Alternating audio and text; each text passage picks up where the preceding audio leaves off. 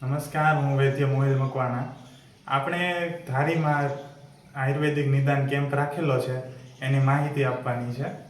તો કેમ્પમાં પહેલાં તો ડૉક્ટર મિત પટેલ આવવાના છે, જે ચામડીના રોગોનું નિદાન કરશે.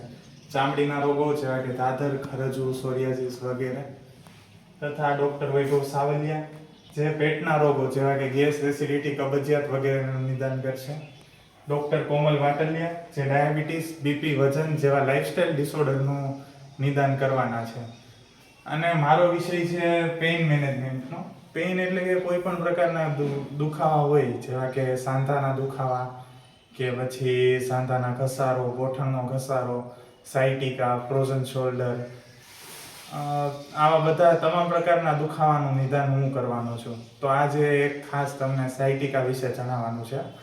સાયટિકા એટલે કમરમાં જે નસ દબાતી હોય.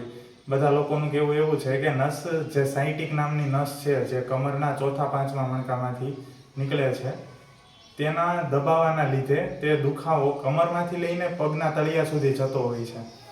આની પાછળ MRI જેવા ઘણા બધા રિપોર્ટો કરાવવાથી તથા એલોપેથી દવાઓ લેવાથી લગભગ રિઝલ્ટ મળતું નથી. મારી પાસે જેટલા પેશન્ટ આવે છે તેમનું કહેવું એવું હોય છે કે બહુ ઝાઝા રિપોર્ટ કરાવી લીધા, પણ દુખાવો મટ્યો નથી. હવે આપણે એનું મૂળ સાયન્સ સમજીએ. બધાનું કહેવું એવું હોય છે કે ગાદીના ઘસારાના લીધે જે વચ્ચેથી નસ નીકળે છે એ દબાતી હોય છે. પણ શું રિયાલિટી આ જ છે? શું MRI કરાવવાથી રોગ મટી જાય છે?